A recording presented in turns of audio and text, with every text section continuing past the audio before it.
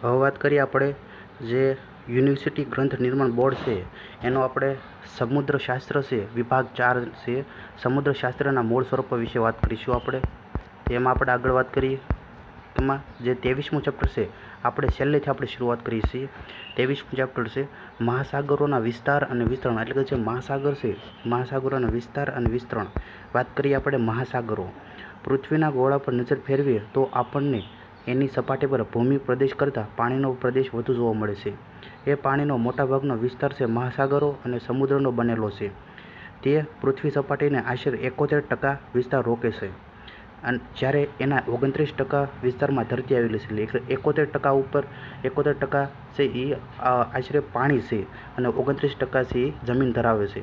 પૃથ્વી સપાટીનો પાણી પ્રદેશ એટલો વિશાળ છે કે એમાં ભૂમિખંડો છે, એટલે કે જમીન વિસ્તાર છે જે આપણને ટાપુઓ જેવો લાગે છે.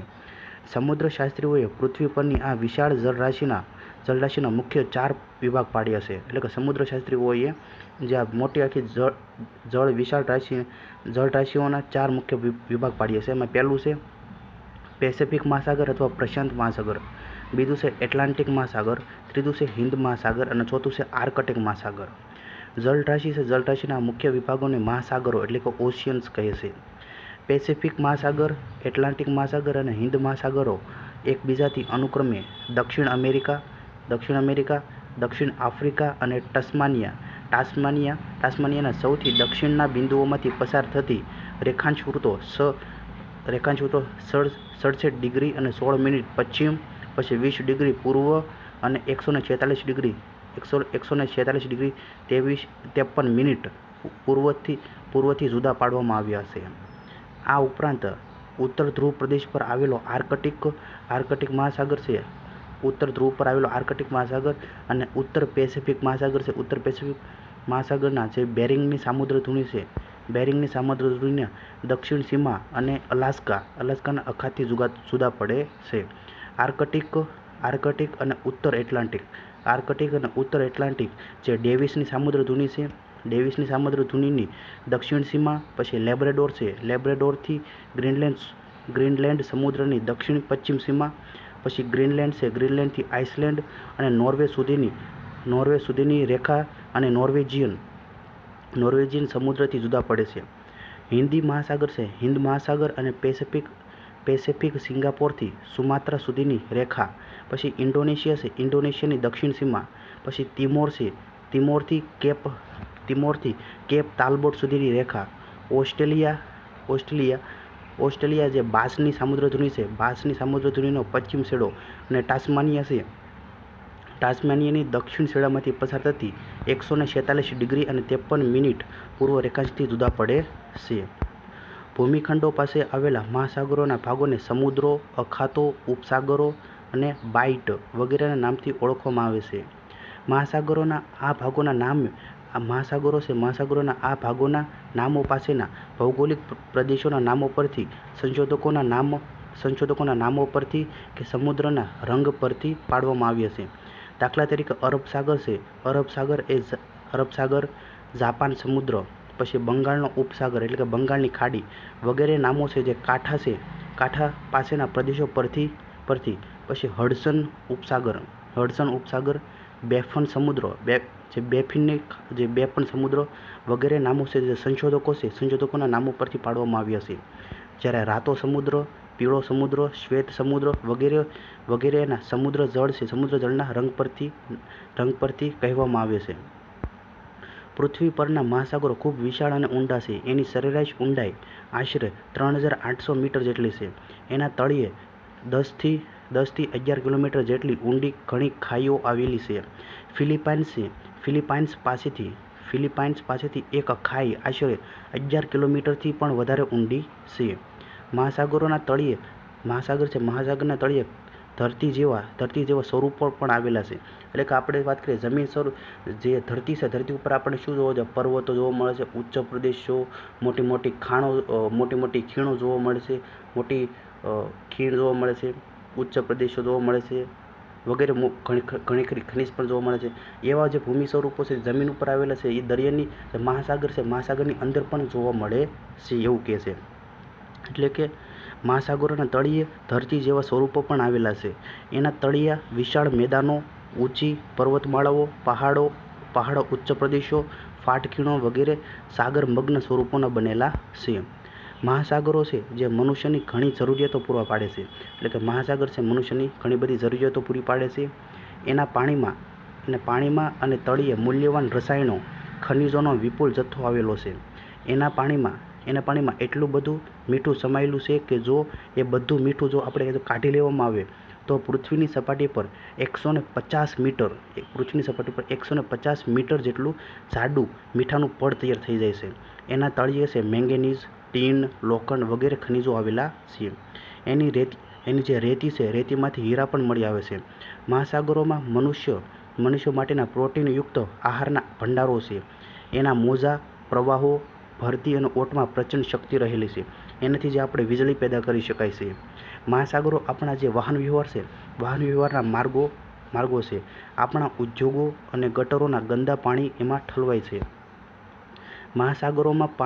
મહાસાગરોના પાણી છે સૂર્યની ગરમી શોષી લે છે, એને ફેલાવે છે અને સમુદ્ર કાંઠાના પ્રદેશમાં હવામાન અને આબોહવામાં એની ઘણી અસર થાય છે.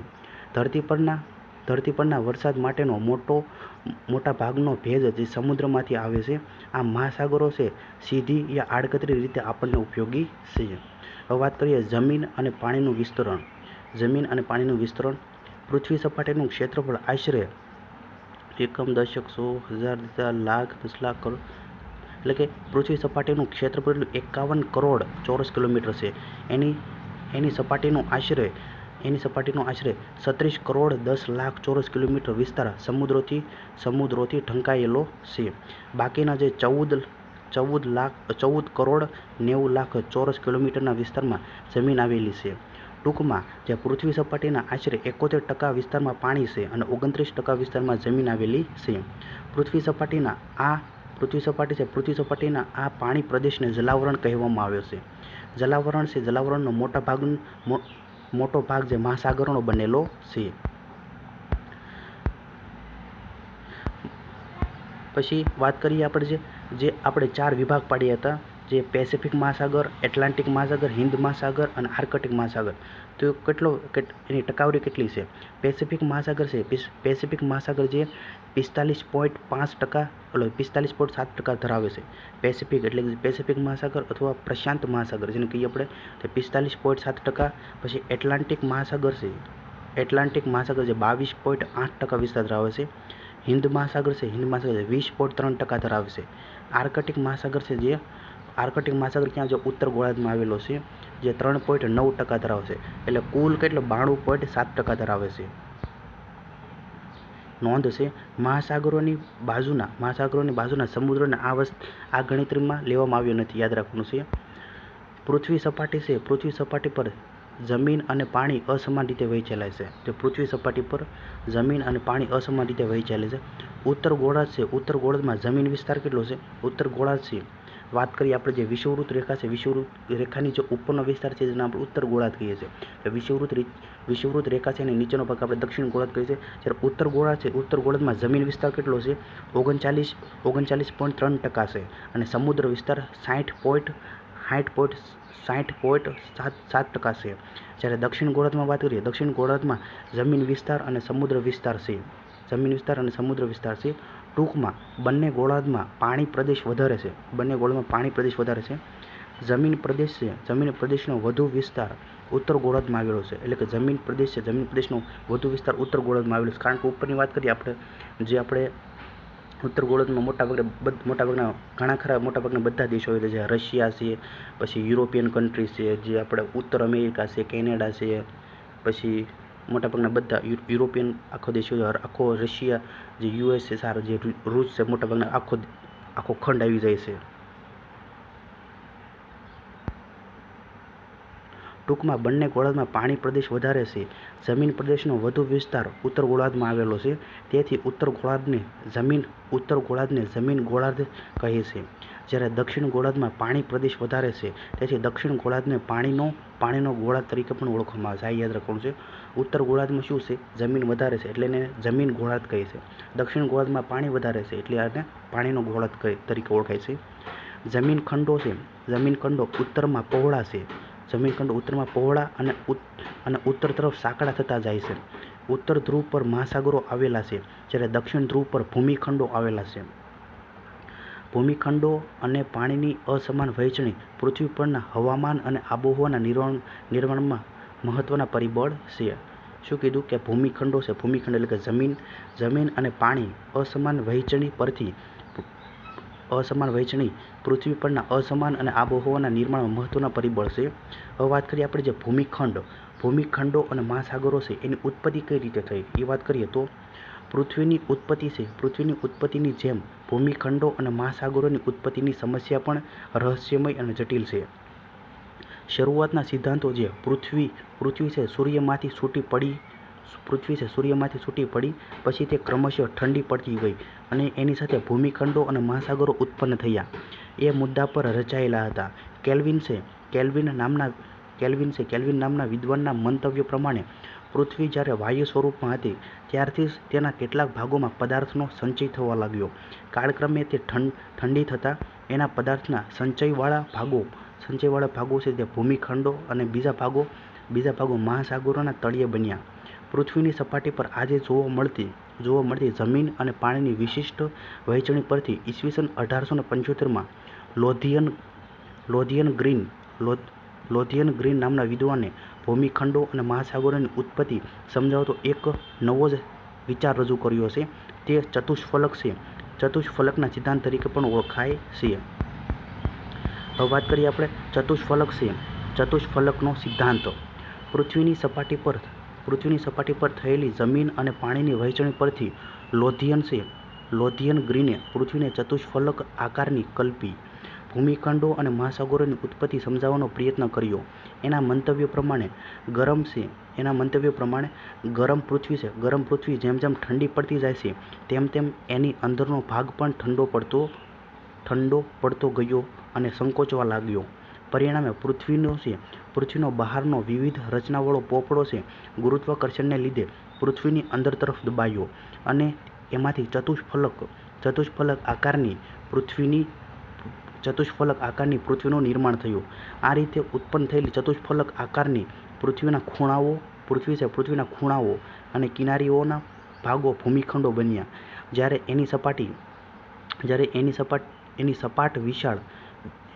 એની સપાટ વિશાળ બાજુઓના ભાગો પર મહાસાગરો રચાયા. લોથિયન ગ્રીને પોતાના વિચારના સમર્થનમાં પૃથ્વી પરની આજની જે ભૂમિખંડો અને મહાસાગરોના વહેંચણી બતાવી.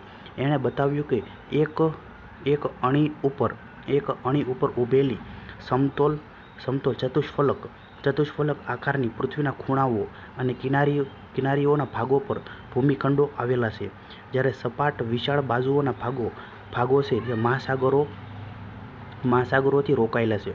જો આકૃતિમાં દર્શાવ્યા પ્રમાણે જો આવી રીતે છે. નીચેની આકૃતિમાં દર્શાવ્યા પ્રમાણે ઉત્તર છે. ઉત્તરમાં આવેલા જે ત્રણ ખૂણાઓ એની દક્ષિણ તરફ આવેલી ત્રણ કિનારીઓ પર ઉત્તર અમેરિકા, દક્ષિણ અમેરિકા, યુરોપ અને આફ્રિકા, એશિયા અને ઓસ્ટ્રેલિયા આવેલા છે. એની જે દક્ષિણની અણીનો ભાગ છે એન્ટાર્કટિકા ખંડથી રોકાયેલો છે. ચતુષ્ફલક પૃથ્વી પર ગોઠવાયેલા ભૂમિખંડો અને મહાસાગરો. એ જ પ્રમાણે આ ખૂણાઓ અને કિનારીઓ વચ્ચેના સપાટ અને પહોળા ભાગ પર એટલાન્ટિક મહાસાગર, હિન્દ મહાસાગર, પેસિફિક મહાસાગર અને આર્કટિક મહાસાગરો આવેલા છે.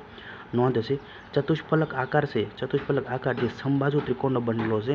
એમાં ત્રણ ત્રિકોણો ચોથા ત્રિકોણની ત્રણ બાજુઓ પર ગોઠવાતા અને તેમના ખૂણાઓ છે એકબીજાને મળતા ચતુષ્ફલક આકાર બને છે. લોથિયન ગ્રીનનો આ સિદ્ધાંત છે ઘણા સમય સુધી આકર્ષક રહ્યો. જે ડબલ્યુ ગ્રેગરીએ નામના વિદ્વાને નીચે આપેલી કેટલીક બાબતોને સ્પષ્ટ કરી અને ચતુષ્ફલકના સિદ્ધાંતને વધુ લોકપ્રિય બનાવ્યો હતો. પહેલું છે ચતુષ્ફલક આકૃતિ છે. ચતુષ્ફલક આકૃતિમાં ઉત્તર ભાગમાં આવેલા જે ખૂણાઓ છે, ઉત્તર ભાગમાં આવેલા ખૂણાઓની અધિકતા ઉત્તર ગોળાર્ધમાં આવેલી જમીનની અધિકતા સાથે મળતી આવે છે. બીજું છે ચતુષ્ફલક છે. ચતુષ્ફલકના ત્રિકોણાકાર ભાગની જેમ ભૂમિખંડો અને મહાસાગરો પણ ત્રિકોણાકાર જોવા મળે છે. ત્રીજું છે ચતુષ્ફલકના ઉત્તર ખૂણાઓ એકબીજા સાથે કિનારીથી જોડાયેલા છે, પરંતુ દરેક ખૂણાઓમાંથી દક્ષિણ તરફ લંબાતી કિનારીઓ મળી અણી બનાવે છે, જે ભૂમિખંડ છે. ભૂમિખંડોનું ઉત્તર તરફનું પહોળાપણું અને દક્ષિણ તરફનું સાંકડાપણું બતાવે છે. ચોથું છે ચતુષ્ફલક છે. ચતુષ્ફલકના ઉત્તરના સપાટ ભાગની આસપાસ જે ખૂણાઓ આવેલા છે તે ઉત્તર ધ્રુવસાગર છે. ઉત્તર ધ્રુવસાગરની આસપાસ ત્રિકોણમાં ગોઠવાયેલા ખંડો સાથે મળતા આવે છે. પાંચમું છે ખંડો અને મહાસાગરો છે. ખંડો અને મહાસાગરોની સામસામી ગોઠવણી પણ ચતુષ્ફલક આકૃતિ સાથે મળતી આવે છે. આમ ઉપરની સ્પષ્ટતાઓથી ચતુષ્ફલકનો સિદ્ધાંત ખૂબ લોકપ્રિય બન્યો છે. તેમાં કેટલીક મહત્વની બાબતોની સ્પષ્ટતા કરવામાં આવી ન હતી. એમાં જેમ કે પહેલું છે ચતુષ્ફલક છે. ચતુષ્ફલક આકાર જે સમતોલ આકાર નથી. બીજું છે પૃથ્વી છે ચતુષ્ફલક આકારમાં કદી રહી શકે નહીં, કારણ કે પરિભ્રમણ કરતી પૃથ્વીમાં એવા કેટલાક બળો ઉત્પન્ન થાય છે જે પૃથ્વીએ ચતુષ્ફલક આકાર ધારણ કર્યો હોય તો પણ તેની પાછી ગોળાકાર સ્થિતિમાં લાવી દે છે. આમ આ મુદ્દાઓને લીધે ચતુષ્ફલક સિદ્ધાંતોનું મહત્વ ઘટી ગયું છે. બીજો સિદ્ધાંત છે વેગનર છે. વેગનરનો ખંડ પ્રવહનનો સિદ્ધાંત. પૃથ્વી છે. પૃથ્વીની ભૂરચના વિશેનું જ્ઞાન જેમ જેમ વધતું ગયું તેમ ભૂમિખંડો અને મહાસાગરોની ઉત્પત્તિ, ગોઠવણી વિશેના નવા વિચારો રજૂ થતા ગયા. રજૂ થયેલી અર્વાચીન વિચારધારાઓમાં ખંડ પ્રવહનની વિચારધારા સૌથી વધુ આકર્ષક અને લોકપ્રિય બની. આ વિચારધારા પ્રમાણે પૃથ્વીના આંતરિક બળોને લીધે પૃથ્વીના પોપડાના ટુકડા થયા. આ ભૂમિખંડો રૂપી ટુકડાઓ નીચેની ભૂરસ પર તરવા લાગ્યા અને આજની સ્થિતિ ગોઠવાયા. ખંડ પ્રવહન છે. ખંડ પ્રવહનના વિચારને સૌપ્રથમ વ્યક્ત કરનારા ફ્રાન્સિસ બેકન જે 1620, પછી ફિશર છે 1882 અને યુએસના ભૂશાસ્ત્રી ફ્રાન્ક બી ટેઈલર ફ્રાન્ક બી ટેઈલર જો 1910 હતા, પરંતુ ઈસવીસન 1912માં જર્મન વાયુશાસ્ત્રી આલ્ફ્રેડ વેગનરે રજૂ કરેલ ખંડ પ્રવહનની સંકલ્પના સૌથી લોકપ્રિય બની છે. વેગનરને પર્મિયન અને કાર્બનિફેરસના સમયના હિમયુગમાં અશ્મિઓ વચ્ચે ઘણું સામ્ય જોવા મળ્યું. એ પરથી એનો વિચાર આવ્યો કે ભૂતકાળમાં આજના જે ભૂમિખંડો એકબીજા સાથે જોડાયેલા હશે, જે પાછળથી વિખરાઈ આજના સ્થાને ગોઠવાયા. શરૂઆતમાં વેગનરના એ વિચાર પ્રત્યે કોઈએ ખાસ લક્ષ્ય આપ્યું નહીં. જ્યારે એણે વિચાર પુસ્તકમાં દર્શાવ્યો અને પુસ્તકનું અંગ્રેજી ભાષાંતર the origin of continents and oceans, તેનું પુસ્તક છે the origin of continents and oceans પ્રકાશિત થયું, ત્યારે તે સૌના આકર્ષણનું કેન્દ્ર બની ગયો. ત્યારથી મહાસાગરો અને ભૂમિખંડોની વહેંચણી અને ઉત્પત્તિ માટે ખંડ પ્રવહનનો સિદ્ધાંત એક ખૂબ મહત્વનો અને વિવાદનો વિષય બની ગયો છે. પૃથ્વી છે. પૃથ્વીનો પોપડો, જો પૃથ્વીની ઉપરની સપાટી પર આવેલો જો પોપડો છે, જે પોપડો નીચેના ભૂરસ એટલે કે મેન્ટલ પર તરે છે. એ બાબતને આધાર ગણી વેગનરે ખંડ પ્રવહનનો સિદ્ધાંત સમજાવવાનો પ્રયત્ન કર્યો. એણે જણાવ્યું કે આજથી 20 કરોડ વર્ષ પહેલાં પૃથ્વી આજે દેખાય છે એવી ન હતી, એટલે કે એના પર આજે જેટલા ભૂમિખંડો અને મહાસાગરો દેખાય છે તેટલા ન હતા. વેગનરના મંતવ્ય પ્રમાણે આજથી 20 કરોડ વર્ષ પહેલાં કાર્બનિફેરસ સમયમાં એક જ આદિખંડ જેને આપણે પેન્જિયા અસ્તિત્વમાં હતો. આજના ભૂમિખંડો આજના જે ભૂમિખંડો છે જે આદિખંડ એટલે કે પેન્જીય ભાગરૂપ હતા. આદિખંડ છે, આદિખંડમાં બે જમીન સમૂહો હતા. ઉત્તરનો જમીન સમૂહ છે, ઉત્તર અમેરિકા, યુરોપ, એશિયા સાથે મળીને બનેલો હતો.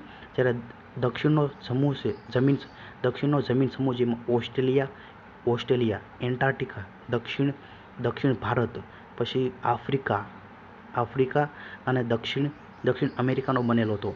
આદિખંડ છે, આદિખંડના જે દક્ષિણનો ભાગ છે, આદિખંડના જે દક્ષિણના ભાગને ગોંડવાના, જે આદિખંડ છે એટલે કે જે પેન્જીય ખંડ છે, પેન્જીયા એટલે કે આદિખંડનો જે દક્ષિણના ભાગને ગોંડવાના અને ઉત્તરના ભાગને લોરેશિયા તરીકે કેટલાક વૈજ્ઞાનિકો ઓળખાવે છે.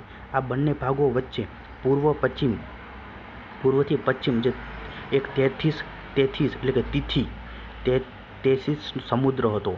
અને આદિખંડ છે, આદિખંડને ફરતો એક જ વિશાળ શીશરો આદિમ મહાસાગર હતો, જો આકૃતિમાં દર્શાવ્યા પ્રમાણે.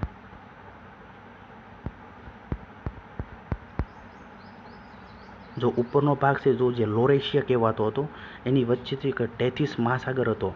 અને નીચેનો ભાગ છે જેમાં ગોંડવાના લેન્ડ હતો. ઉપર લોરેશિયા અને નીચે ગોંડવાના, એ આખો પહેલા આખો જે પેન્જીયા નામનો ખંડ હતો. પછી એમાંથી બે ભાગ પડ્યા, લોરેશિયા અને ગોંડવાના.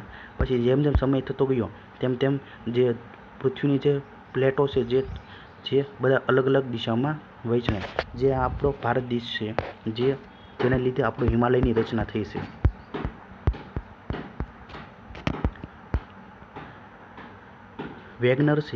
વેગનરના મંતવ્ય પ્રમાણે દ્વિતીય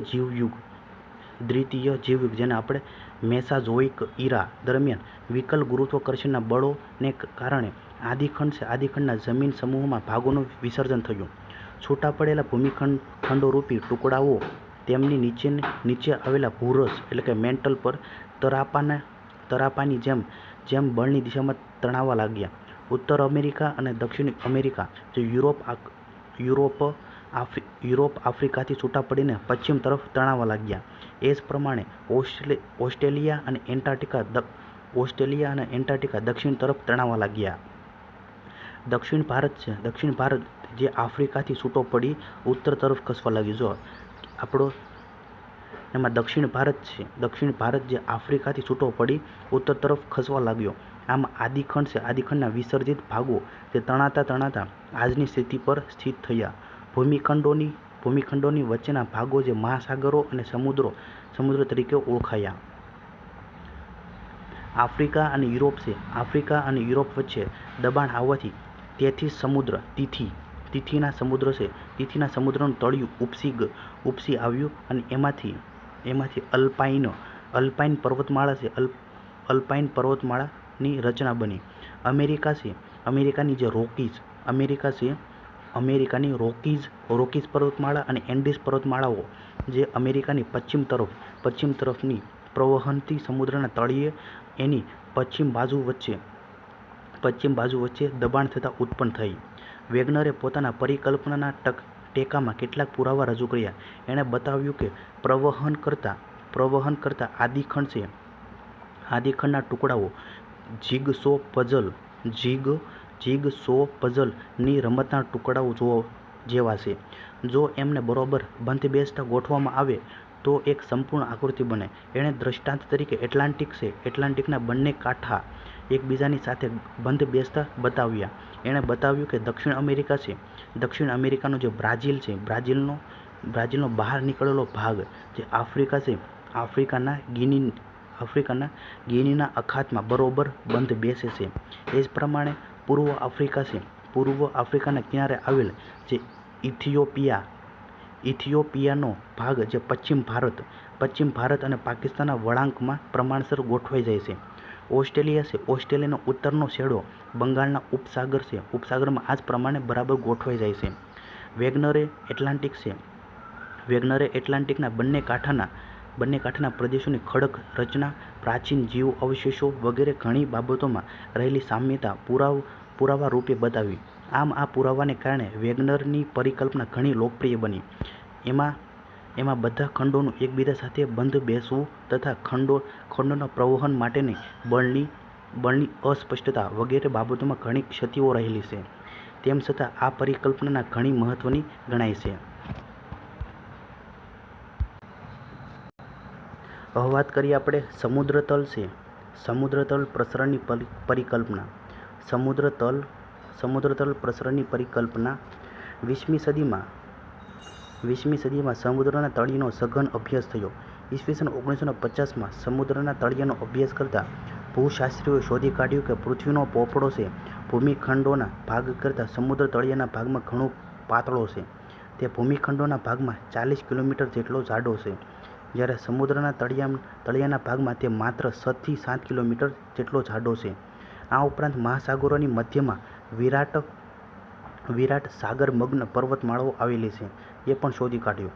આ બધા સંશોધનોના અભ્યાસ પરથી ઈસવીસન 1960માં યુએસ જે અમેરિકાની પ્રિન્સ્ટન યુનિવર્સિટીના હેરી હેસ નામના વિદ્વાન પ્રાધ્યાપકે પૃથ્વીની સપાટી પરના મહાસાગરો અને ભૂમિખંડોની આજની જો ગોઠવણી અને ઉત્પત્તિ સમજાવતો સમુદ્રતલ પ્રસરણની પરિકલ્પના પ્રસરણની પરિકલ્પના રજૂ કરી વેગનરના ખંડ પ્રવહનના વિચારોને પુનર્જીવિત કર્યો. હેસ માને છે કે પૃથ્વીના પોપડા એટલે કે ક્રસ્ટ, જે નીચેના જે મેન્ટલ એટલે કે મેન્ટલમાં ભૂરસના ઉષ્મીય નયન પ્રવાહો એટલે કે થર્મલ કન્વેક્શન કરંટ વહે છે. જો હેસ માને છે કે પૃથ્વીના પોપડાની નીચેના મેન્ટલમાં ભૂરસના ઉષ્મીય નયન પ્રવાહો એટલે કે થર્મલ કન્વેક્શન કરંટ વહે છે. તો સૌથી ઉપરનો પોપડો છે જેને આપણે ભૂમિખંડ જેને આપણે પોપડો કહીએ છીએ, એની નીચે મેન્ટલ છે. મેન્ટલ નીચે ફરતે શું વહે છે? જે લાવા ફરતે વહે છે. અને સૌથી નીચે છે ભૂગર્ભ. મહાસાગરો છે. મહાસાગરોની મધ્યમાં મેન્ટલના ઊંડાણમાંથી ઉપર આવે છે અને ફંટાય છે. તેમજ ક્ષૈતિજ દિશામાં વહે છે. ભૂમિખંડની કિનારી પાસે વિરુદ્ધ દિશામાંથી આવતા આ પ્રવાહો કેન્દ્રિત થઈ મેન્ટલના ઊંડાણ તરફ વહે છે. આ મહાસાગર છે. મહાસાગરોના તળિયે એક કન્વેયર બેલ્ટ એટલે કે વાહન પટ્ટો જેમ ખસે છે. આ બાબતોને આધાર ગણી હેસે મહાસાગરો અને ભૂમિખંડોની ઉત્પત્તિ સમજાવવાનો પ્રયત્ન કર્યો. એના મંતવ્ય પ્રમાણે આદિખંડ એટલે કે પેન્જિયાનું વિસર્જન ભૂરસના ઉષ્મીય નયન પ્રવાહોને કારણે થયું હોવું જોઈએ. શરૂઆતમાં આદિખંડની બરાબર નીચેના ભાગમાં ભૂરસના ભૂમિખંડો અને મહાસાગરો અસ્તિત્વમાં આવ્યા. એટલાન્ટિક મહાસાગર અને હિંદ મહાસાગર જે આદિખંડમાં પડેલી ફાટોની જગ્યાએ અસ્તિત્વમાં આવ્યા. તેથી તેઓ ફાટ મહાસાગરો તરીકે ઓળખાય છે. જ્યારે પેસિફિક મહાસાગર જે આદિ મહાસાગરોનો શેષ ભાગ છે. ભૂમિખંડની કિનારી પાસે જ્યાં ભૂરસના પ્રવાહોનું અભિસરણ થાય છે, ત્યાં દબાણને કારણે ભૂમિખંડની કિનારીમાં ગડીઓ પડી અને ગેડ પર્વતો રચાયા. એ ગેડ પર્વતોની પાસેના સમુદ્ર છે. સમુદ્રના તળિયાના ભાગમાં સમુદ્ર ખાઈ ઉત્પન્ન થઈ. જે ભાગમાં ભૂરસના પ્રવાહો ફંટાય છે એ ભાગ પર વિરુદ્ધ દિશામાં ખેંચાણ છે. ખેંચાણને કારણે ફાટો પડી. આ ફાટોમાંથી ભૂરસ બહાર આવે છે અને નવું સમુદ્ર તળ બને છે, જે પ્રવાહના ક્ષિતિજ સમાંતર દિશાના વહનની સાથે પ્રસરતું રહે છે. જ્યારે જૂનું સમુદ્ર તળ જે છેવાડે હોય છે તે સમુદ્ર ખાઈમાં ડૂબી જાય છે. કેટલીક જગ્યાએ ફાટોમાંથી વધારે પડતો ભૂરસ બહાર નીકળતા ત્યાં સાગરમગ્ન પર્વતમાળા રચાય છે. આ રીતે સમુદ્રની પર્વતમાળા પાસે નવું સમુદ્ર તળ પેદા થાય છે અને એની બંને બાજુએ ફેલાય છે. હેસ માને છે કે આ પ્રક્રિયા છે છેલ્લા 200 બિલિયન વર્ષોથી ચાલે છે. હેસે પોતાના આ પરિકલ્પનાના સમર્થનમાં કેટલાક પુરાવાઓ રજૂ કર્યા છે. એમાં પહેલું છે સમુદ્ર તળના પોપડાનું પાતળાપણું. બીજું છે જે ભૂમિખંડ રૂપી ટુકડો સમુદ્રના તળિયાની સાથે પ્રવાહમાં તાણતો રહે છે અને એની બાજુઓની રચનામાં કોઈ પણ પ્રકારનો ફેરફાર થતો નથી. જ્યાં સમુદ્ર છે, સમુદ્રનું તળિયું ભૂમિખંડની નીચે સરકે છે, ત્યાં દબાણને કારણે ઊંડી ખાઈઓ, પછી ટાપુઓની કમાન અને ગેડ પર્વતોની રચના બને છે.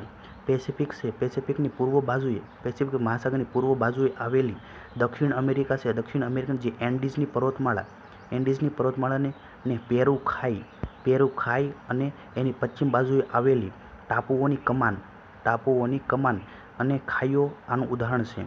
ત્રીજું છે 100 મિલિયન વર્ષોથી વધારે જૂના નિક્ષેપો સમુદ્ર પર જોવા મળતા નથી. વળી એ નિક્ષેપોનું પડ મધ્યમની પર્વતમાળા પાસે પાતળું છે. જ્યારે એનાથી દૂર જઈએ એની જાડાઈ વધતી જોવા મળે છે. આમ આ બાબતો સાબિત કરે છે કે સમુદ્રનું તળિયું ખસે છે. ચોથું છે હેસે જણાવ્યું કે જ્યાં ભૂરસ ઉપર આવે છે અને નવું સમુદ્રતળ બને છે, ત્યાં અને જ્યાં સમુદ્રતળ મેન્ટલમાં નીચે સરકે છે, એ ભાગોમાં અનુક્રમે તાણ અને દબાણ ઉત્પન્ન થાય છે.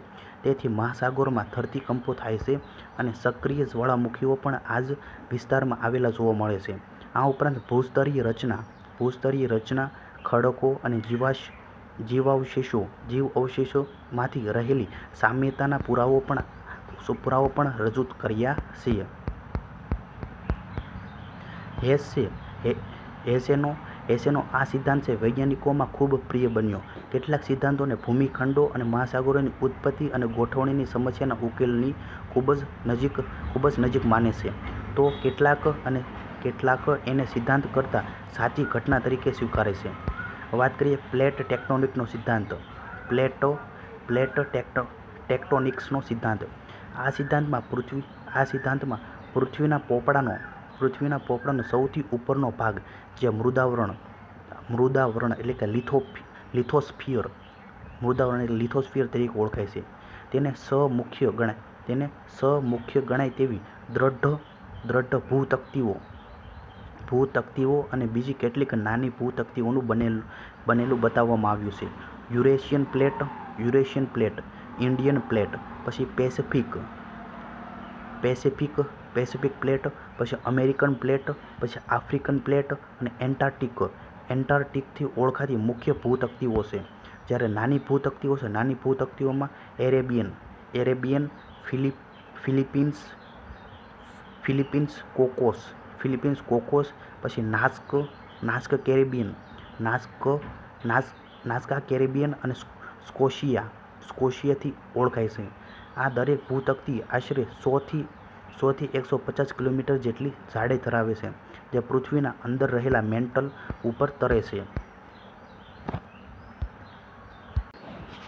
આ સિદ્ધાંતમાં આદિખંડનું વિસર્જન અને ભૂમિખંડો અને મહાસાગરોનું અસ્તિત્વમાં આવવું તે હેસના સિદ્ધાંત પ્રમાણે સમુદ્ર તળના ખસવાથી થયું છે. આ સિદ્ધાંતમાં સમુદ્ર તળની ખસવાની ક્રિયા ભૂરસના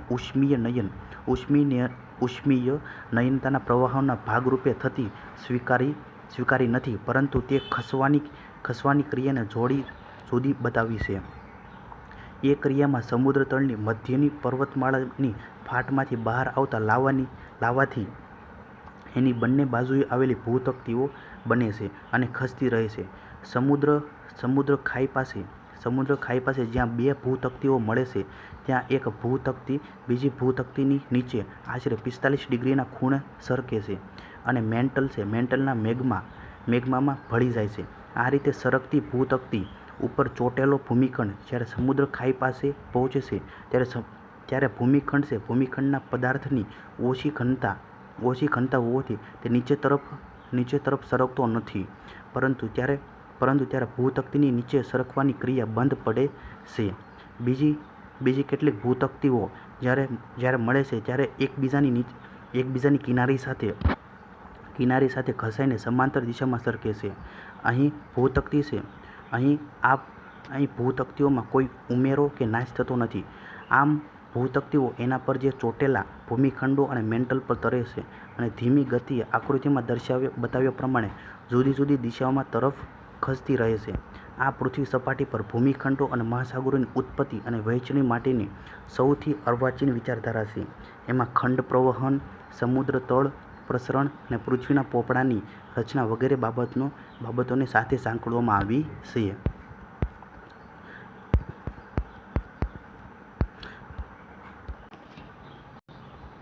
હવે વાત કરીએ આપણે 24મું ચેપ્ટર છે સમુદ્ર તળ છે. સમુદ્ર તળનું ભૂપૃષ્ઠ. સમુદ્ર તળ છે, સમુદ્ર તળનું ભૂપૃષ્ઠ. પૃથ્વી પર છે, પૃથ્વી પરના સમુદ્ર જેટલા વિશાળ છે તેટલા પણ ઊંડા છે, તેટલા ઊંડા પણ છે. પહેલાંના સમયમાં વહાણવટીઓ સમુદ્રની ઊંડાઈ માપવા માટે લાંબા દોરડા વાપરતા હતા. તેઓ જેમ જેમ વધુને વધુ ઊંડા સાગરમાં જવા લાગ્યા તેમ તેમ તેના દોરડા લાંબાને લાંબા થવા લાગ્યા. ધ્રુવીય સંશોધનકાર જેમ્સ ક્લાર્ક રોઝ સમુદ્રની ઊંડાઈ માપવા માટે 6 કિલોમીટરથી પણ વધુ લાંબુ દોરડું વાપરતો. પહેલા શણના દોરડા વાપરતા, પછી ત્રાંબા અને લોખંડના તારનો ઉપયોગ થવા લાગ્યો. સમુદ્રની ઊંડાઈ માપવાની આ રીત ઘણી અચોકસાઈ અને ખૂબ જ ધીમી અને કંટાળો આવે તેવી છે. તેમ છતાંય આ પદ્ધતિથી ઘણા સમુદ્રની ઊંડાઈ માપી એના તળિયાના ચાર્ટ બનાવવામાં આવ્યા છે. આજે હવે ધ્વનિ પડઘા એટલે કે ઇકો સાઉન્ડની ઝડપી અને ચોક્કસ પદ્ધતિથી સમુદ્રની ઊંડાઈ માપવામાં આવે છે. ધ્વનિ મોજા જે સમુદ્ર જળમાં આશરે 1 સેકન્ડ છે. 1 સેકન્ડના 1300 મીટરની ઝડપે પ્રવાસ કરે છે. તે સમુદ્રના તળિયે પહોંચી પડઘા રૂપે પાછા સપાટી પર આવે છે. આમ ધ્વનિને સમુદ્રના તળિયે મોકલવાનો અને પાછા આવવાનો કેટલો સમય લાગે છે તે પરથી સમુદ્રની ઊંડાઈ નક્કી કરવામાં આવે છે, જેને આપણે અલ્ટ્રાસાઉન્ડ વેવ્સ તરીકે ઓળખે છે. Ultrasonic waves. ભરતી અને ઓટ સમયની સપાટીઓની સરેરાશને સમુદ્રની સરેરાશ સપાટી કહેવામાં આવે છે. સમુદ્રની ઊંડાઈ છે. સમુદ્રની ઊંડાઈ આ સરેરાશ સપાટીથી માપવામાં આવે છે. ઊંડાઈ છે. ઊંડાઈના માપનો એક ફેદમ અથવા મીટર એટલે કે એક ફેદમ બરાબર 6 ફૂટ અથવા 1.882 મીટર છે. જો આ યાદ રાખવાનું છે, આ પૂછાય કે ઊંડાઈ માપવો છે. ઊંડાઈના માપનો એક ફેદમ અથવા મીટર, જે એક ફેદમ એટલે કે 6 ફૂટ અથવા 1.882 મીટર છે. સામાન્ય રીતે ધ્વનિ સમુદ્રના તળિયે મોકલવા અને પડઘા રૂપે પાછા આવવાની નોંધ છે ફેધમોમીટર નામના સાધન પર લેવાય છે. આજે આ ઝડપી પદ્ધતિથી પૃથ્વી પરના સાગર તળના વૈવિધ્યનું ઘણું જ્ઞાન પ્રાપ્ત કરી શકાયું છે. તેમના વધુ ચોકસાઈવાળા ચાર્ટ નકશા પર બતાવવામાં આવ્યા છે. વાત કરીએ હિપ્સોગ્રાફિક કર્વ એટલે કે હિપ્સોગ્રાફિક વક્ર. પૃથ્વી પરના સમુદ્રમાં 1370 × 10⁻⁶ ઘન કિલોમીટર જેટલું પાણી છે. એની સરેરાશ ઊંડાઈ આશરે 3800 મીટર જેટલી છે. જો સમુદ્રના તળિયા સહિત પૃથ્વીના ઘન પોપડાની ઊંચી નીચી સપાટી એક સરખી એટલે કે સમથળ કરી અને ઘન ગોળો બનાવવામાં આવે તો પૃથ્વીની સમગ્ર સપાટી 2440 મીટર ઊંડા સમુદ્રથી સંપૂર્ણ ઢંકાઈ જશે. પૃથ્વી છે. પૃથ્વીના પોપડાની આ સરેરાશ સપાટી કહેવાય છે. પૃથ્વીનો ઘન પોપડો જે ભૂમિખંડો અને મહાસાગરોના જલપાત્રોનો બનેલો છે. એની સપાટી પર ધરતી અને સમુદ્રતલના સ્થળ વર્ણનના સ્વરૂપો અંકિત થયેલા છે. કેટલાક સમુદ્રશાસ્ત્રીઓએ જમીન સપાટીના સરેરાશ ઊંડાઈઓ અને સમુદ્રના લક્ષણો અને એના વિતરણનો તુલનાત્મક અભ્યાસ કરવાનો પ્રયાસ કર્યો છે. આ અભ્યાસમાં સ્થળોની ઊંચાઈઓ અને સમુદ્રતળની ઊંડાઈઓ અને તેના વિસ્તારનો આલેખ કે વક્ર દોરવામાં આવે છે. એને હિપ્સોમેટ્રિક કે હિપ્સોગ્રાફિક વક્ર કહેવામાં આવે છે. તે પૃથ્વી છે પૃથ્વીના પોપડાનું સરેરાશ પાર્શ્વદૃશ્ય છે. તે ધરતી પરના સૌથી ઊંચા સ્થળથી સમુદ્રના સૌથી ઊંડા ભાગ સુધીની સરેરાશ ઢાળ બતાવે છે. જો આ હિપ્સ કર્વ છે, હિપ્સ કર્વ જે પૃથ્વીની સપાટીનું ક્ષેત્રફળ કેટલું છે 10 કિલોમીટર આમાં છે.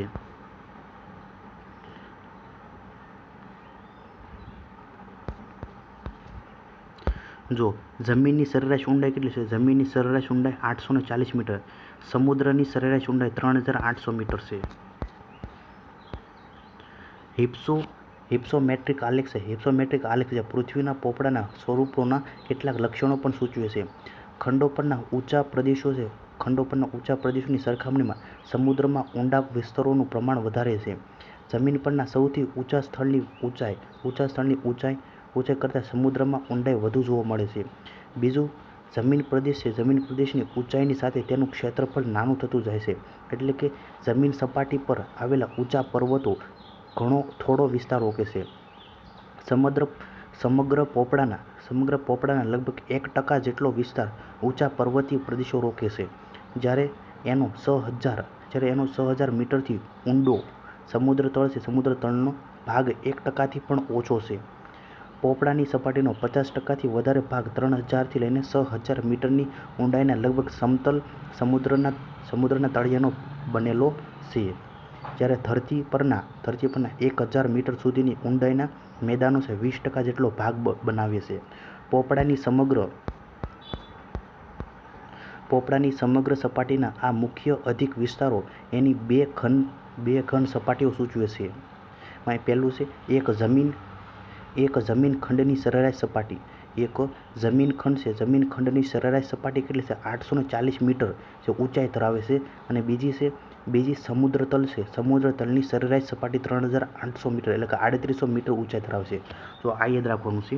એક જમીન પરની સરેરાશ ઊંડાઈ એક જમીન ખંડની સરેરાશ સપાટી કેટલી છે? 840 મીટર ઊંચાઈ ધરાવે છે. અને બીજી સમુદ્ર તલની સરેરાશ સપાટી એટલે કે 3800 મીટર ઊંચાઈ ધરાવે છે. ખંડીય સાજલીઓ ખંડોનો સમુદ્રમાં લંબાયેલો ભાગ છે. એ હિપ્સોગ્રાફિક વક્ર પરથી સ્પષ્ટ થાય છે. ખંડીય સાજલી જે પોપડાની સપાટીના લગભગ 6% જેટલો ભાગ રોકે છે. જ્યારે ખંડીય ઢાળ આશરે તેના 8.5% જેટલો ભાગ બનાવે છે. સમગ્ર પોપડાની સરેરાશના આશરે 29% જમીન સપાટી અને 71% સમુદ્ર તલ છે. જો ખંડીય સાજલીનો ભાગ જમીન સપાટી સાથે ઉમેરવામાં આવે તો તે મળીને પોપડાની 35% જેટલી સપાટી બનાવે છે. 3000 મીટરથી ઊંડેનો સમુદ્ર તળનો ભાગ 50% જેટલો છે. જ્યારે બાકીનો 8.5% ખંડ છે. 8.5% ખંડ અને સમુદ્ર તલની વચ્ચેનો સંક્રાંત ભાગ ખંડીય ઢાળ બનાવે છે. આમ હિપ્સોગ્રાફિક વક્ર પૃથ્વીના પોપડાની સપાટીના સ્વરૂપના સરેરાશ લક્ષણોનો ખ્યાલ આપે છે. આ જ પ્રમાણે વ્યક્તિગત મહાસાગરોના તળિયાના આલેખ દોરી તેના તળિયાના સ્વરૂપનો અભ્યાસ કરવામાં આવે છે. મહાસાગરો છે. મહાસાગરોના તળિયાના આલેખ પરથી સમુદ્ર તળના 4 મુખ્ય વિભાગો પાડી શકાય છે. એમાં પહેલું છે ખંડીય સાજલી. ખંડીય સાજલી છે જે જમીન પછી 0 થી 100 મીટરની ઊંચાઈ સુધીનો ધીમા ઢાળવાળો સમુદ્ર તળનો ભાગ છે. જો આ યાદ રાખવાનું પૂછાઈ શકે છે. ખંડીય સાજલી છે કોને કહેવાય છે? ખંડીય સાજલી છે જમીન પછી 0 મીટરથી લઈને 100 મીટરની ઊંચાઈ સુધીનો ધીમા ઢાળવાળો સમુદ્ર તળનો ભાગ છે. બીજું છે ખંડીય ઢાળ. ખંડીય ઢાળ જે સાજલી છે. સાજલીની સમુદ્ર તરફની કિનારી પછીનો 100 મીટરથી લઈને 3000 મીટરની ઊંડાઈ સુધીનો સીધા ઢાળવાળો ભાગ છે. ખંડીય ઢાળ તે સાજલીના સમુદ્ર તરફની કિનારી પછીનો 100 મીટરથી લઈને 3000 મીટરની ઊંડાઈ સુધીનો સીધા ઢાળવાળો ભાગ છે. ત્રીજું છે ગહન સમુદ્રના મેદાનો. આ છે 3000 મીટરથી લઈને 6000 મીટરની ઊંડાઈવાળા લગભગ સમતલ તળિયા છે. ચોથું છે સમુદ્ર ખાઈ. સમુદ્ર ખાઈ તે સમુદ્રના તળિયામાં આવેલી ખાઈ જેવા સૌથી ઊંડા ભાગો છે, જે સમુદ્ર તલનો બહુ થોડો જ વિસ્તાર રોકે છે. એની બાજુઓના ઢાળ સીધા દિવાલો જેવા હોય છે. આ 4 યાદ રાખો: ખંડીય છાજલી, ખંડીય ઢાળ, પછી ગહન સમુદ્રના મોજા અને સમુદ્ર ખાઈ. હવે વાત કરીએ સમુદ્ર તળ સ્વરૂપ. સમુદ્ર તળ સ્વરૂપ મહાસાગરોના તળિયા ઊંચા નીચા વિવિધ સ્વરૂપોને બનેલા છે. તે સ્વરૂપો જમીન પરના ભૂમિ આકારોને ઘણા મળતા આવે છે. તેમાં ખરબચડી, લાંબી પર્વતમાળાઓ, પહોળી અને ઊંડી ખીણ, વિશાળ મેદાનો આવેલા છે.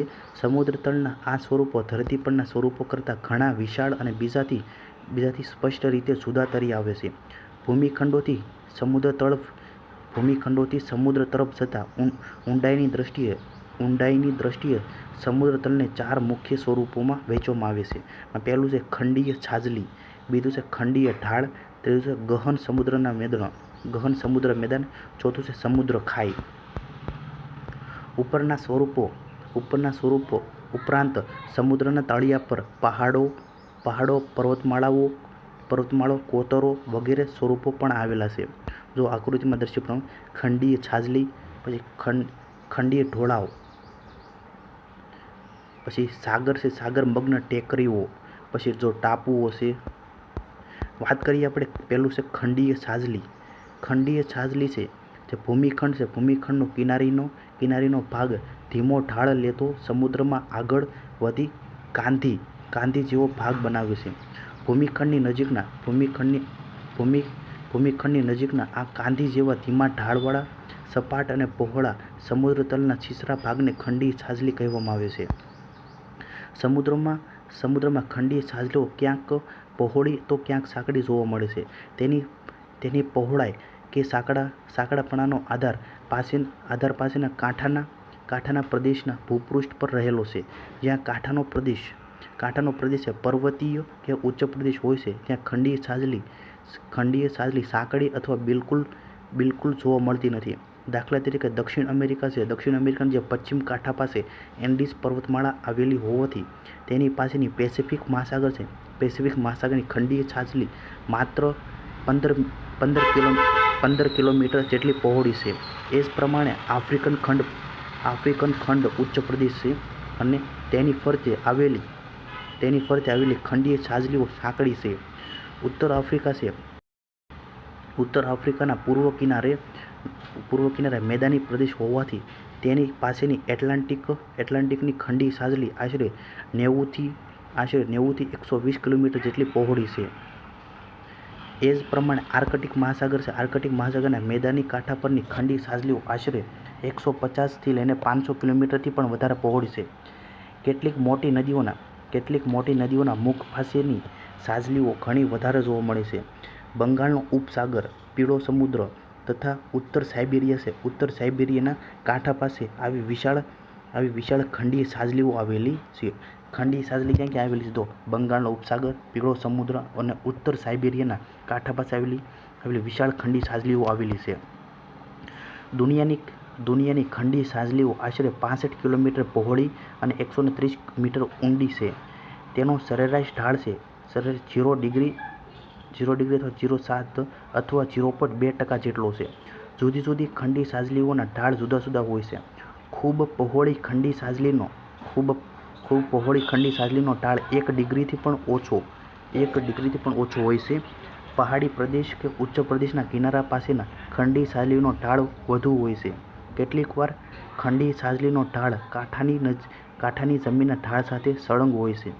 એક અંદાજ પ્રમાણે કુલ સમુદ્ર તળના 8% જેટલો વિસ્તાર ખંડીય છાજલીઓ રોકે છે.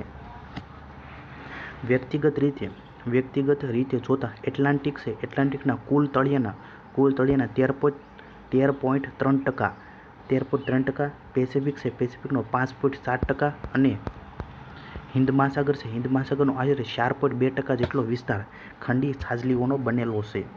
આશરે 50 ડિગ્રી ઉત્તર અક્ષાંશથી લઈને 85 ડિગ્રી ઉત્તર અક્ષાંશ વચ્ચેના સમુદ્રમાં સૌથી વધારે પહોળી ખંડીય છાજલીઓ આવેલી છે. શું કીધું? આશરે 50 ડિગ્રી ઉત્તર અક્ષાંશથી લઈને 85 ડિગ્રી ઉત્તર અક્ષાંશ વચ્ચેના સમુદ્રોમાં સૌથી વધારે પહોળી ખંડીય છાજલીઓ આવેલી છે, જ્યારે આશરે 40 ડિગ્રી ઉત્તર અક્ષાંશથી લઈને 40 ડિગ્રી ઉત્તર અક્ષાંશથી લઈને 45 ડિગ્રી દક્ષિણ અક્ષાંશો વચ્ચેના સમુદ્રના ખંડીય છાજલીઓ સાંકડી અથવા ઓછી જોવા મળશે. ખંડીય છાજલીઓની ઉત્પત્તિ વિશે ઘણા મંતવ્યો રજૂ થયેલા છે. કેટલાકનું માનવું છે કે સમુદ્ર કિનારાની જમીન નીચે બેસી જતા અથવા હિમપટના પીગળવાથી સમુદ્રની સપાટી નીચે આવતા ભૂમિખંડોની કિનારીના ભાગ પાણી નીચે ડૂબી તે ખંડીય છાજલીઓ બની. ઘણી છાજલીઓનો ઢાળ કિનારાની જમીનના ઢાળ સાથે સળંગ જોવા મળે છે, જે આ છાજલીની રચનાઓ બને છે. આ ઉપરાંત સમુદ્રના મોજા તથા સમુદ્ર પ્રવાહોના ઘસારાથી પણ છાજલીઓની રચના બને છે. આઇસલેન્ડ અને નોર્વેના કિનારા પાસેના છાજલીઓ આ પ્રકારની છે. હિમપ્રવાહો કે નદીઓ વગેરેની સાથે ઘસડાઈ આવેલા કાપના નિક્ષેપણથી સમુદ્રનું તળિયું ઊંચું આવી છાજલીઓ બને છે. આમ જુદા જુદા કારણોથી ખંડીય છાજલીઓનું નિર્માણ થયું હોવાનું માનવામાં આવે છે. જે આ ખંડીય છાજલી છે એનું નિર્માણ કઈ રીતે થાય છે એ મુજબના બધા કારણો આપણે વાત કરીએ. ભૌગોલિક દ્રષ્ટિએ ખંડીય છાજલીનું ઘણું મહત્વ રહેલું છે. ખંડીય છાજલીઓ પરથી અને તેમાંથી કેટલીક ખનિજો મળી આવે છે. ગંધક, લોખંડી ખનિજ, ટીન, ખનિજ તેલ વગેરે ખનિજો તેમાંથી મેળવવામાં આવે છે. ભારતમાં ખંભાતનો અખાત બોમ્બે હાઈમાંથી જે ખનિજ તેલ મેળવવામાં આવે છે તે ખંડીય છાજલીનો જ ભાગ છે. આ ઉપરાંત ભારતના સમુદ્ર કિનારાની રેતીમાંથી મોનાઝાઇટ, ઇલ્મેનાઇટ જેવી કિંમતી ખનિજો પણ મળે છે. દુનિયાના અગત્યના મધ્ય વિસ્તારો જે સમુદ્રના ખંડીય છાજલીના વિસ્તારો છે. હવે વાત કરીએ ખંડીય ઢાળ. ખંડીય ઢાળ છે તે સમુદ્રમાં ખંડીય છાજલી પૂરી થતાં સમુદ્રતલની ઊંડાઈએ એકાએક વધવા લાગે છે. ખંડીય છાજલીના કિનારેથી શરૂ થતા આ ઢોળાવને ખંડીય ઢાળ કહે છે. તે ગહન સમુદ્રતલ સુધી વિસ્તરેલો છે. તે ખંડીય છાજલી અને ગહન સમુદ્ર મેદાનને જોડતો સંક્રાંત ભાગ છે. સામાન્ય રીતે ખંડીય ઢાળની પહોળાઈ આશરે 20 થી 100 કિલોમીટર અને સરેરાશ ઊંડાઈ છે 100 મીટરથી લઈને 200 મીટરથી લઈને 1400 થી 3200 મીટર જેટલી હોય છે. પરંતુ કેટલીક જગ્યાએ ખંડીય ઢાળ આનાથી પણ વધુ ઊંડાઈ સુધી વિસ્તરેલો જોવા મળશે. મોટાભાગના ઢાળના ઢોળાવોની સપાટી લીસી હોય છે. કેટલીક જગ્યાએ તે પગથી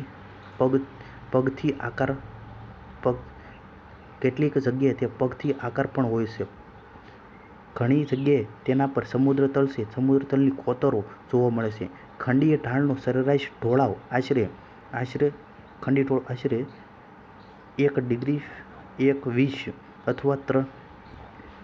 અથવા 3% લઈને 6% જેટલો હોય છે. પરંતુ જુદી જુદી જગ્યાએ આવેલા ખંડીય ઢોળાવમાં તફાવત જોવા મળે છે.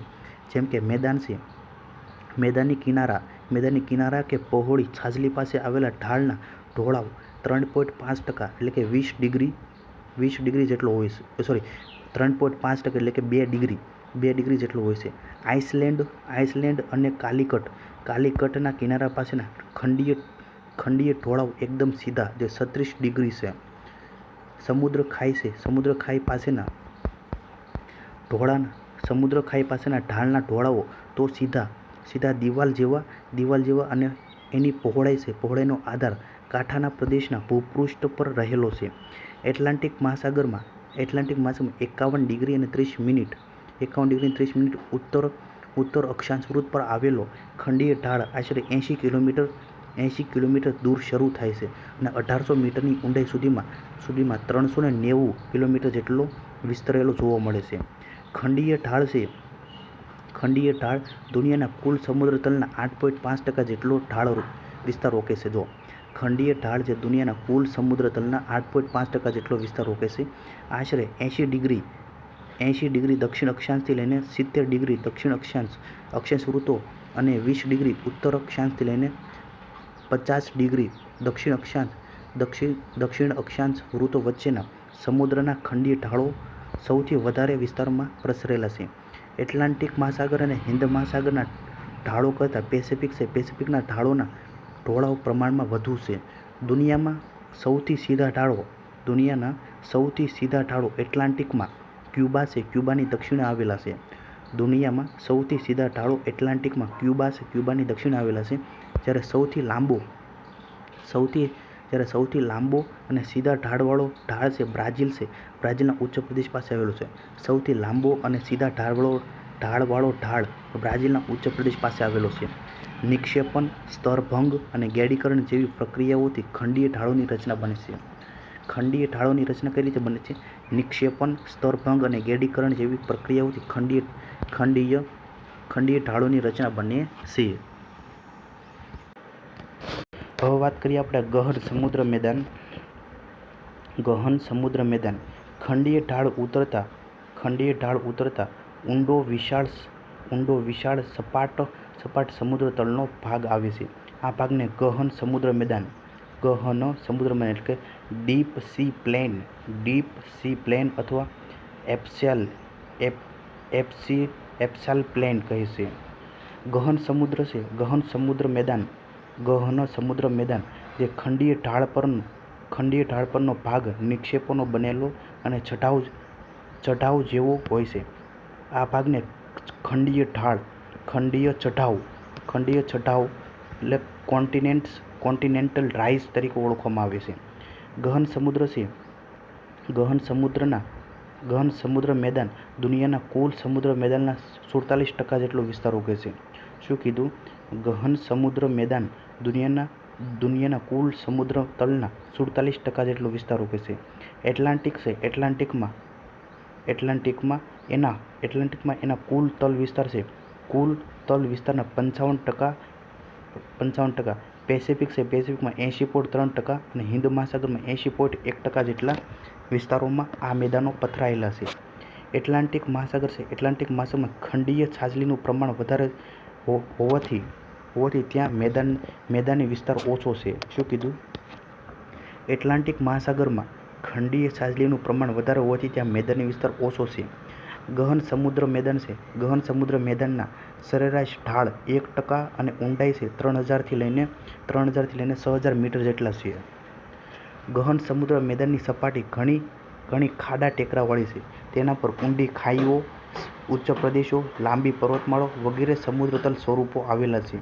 સાગરમગ્ન પર્વતમાળાના કેટલાક શિખરો સમુદ્રની બહાર ડોકાઈ ટાપુઓ બનાવે છે.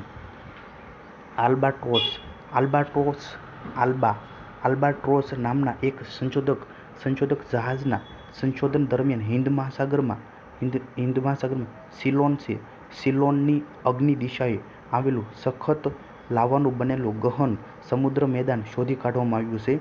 તે હજારો ચોરસ કિલોમીટરમાં પથરાયેલું છે.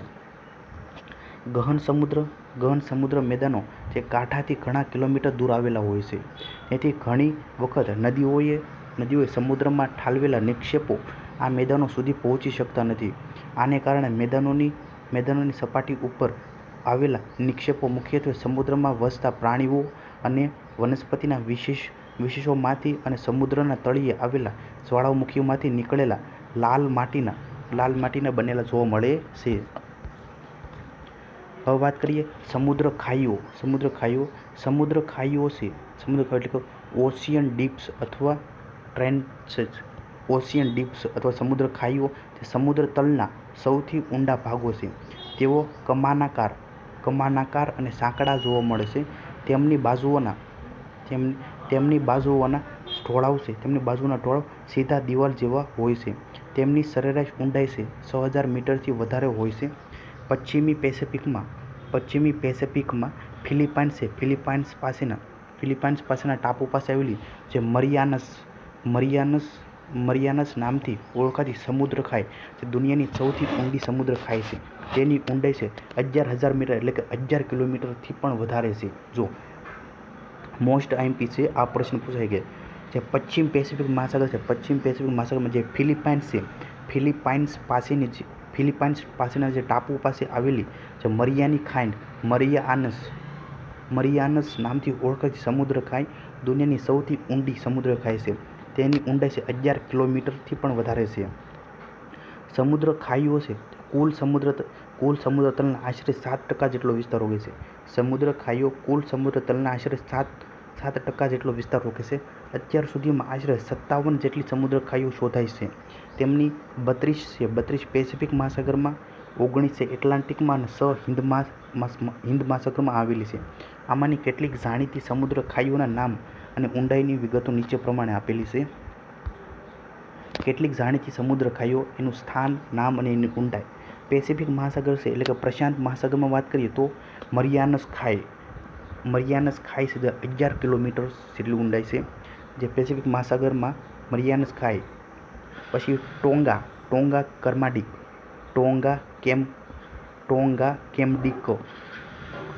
કેમ્ડિક જે 10,800 મીટર ઊંડી છે. જાપાન જે 10,500 મીટર. પછી કુરાઇલ કમાચટકા જે 10,500 મીટર ઊંડી છે. ફિલિપાઇન જે 10,400 મીટર ઊંડી છે. પછી એલ્યુશિયન જે 8,100 મીટર. જે આ બધી ખાઈ છે પેસિફિક મહાસાગરમાં આવેલી છે. એટલાન્ટિક મહાસાગર છે એમાં પાર્ટોરિકો જે 9,200 મીટર ઊંડી છે. દક્ષિણ સેન્ડવિચ જે 8,480 મીટર ઊંડી છે. પછી રોમાંચે જે 7,200 મીટર ઊંડી છે. હિન્દ મહાસાગરમાં કઈ ખાઈ આવેલી? જાવા 7,460 મીટર ઊંડી છે. અંદમાન જે 5,260 મીટર. ઉપર જણાવેલી સમુદ્ર ખાઈઓના નામ અને તેમના સંશોધકોના નામો પરથી અથવા તેમની પાસે આવેલા ભૌગોલિક પ્રદેશોના નામ પરથી આપવામાં આવ્યા છે.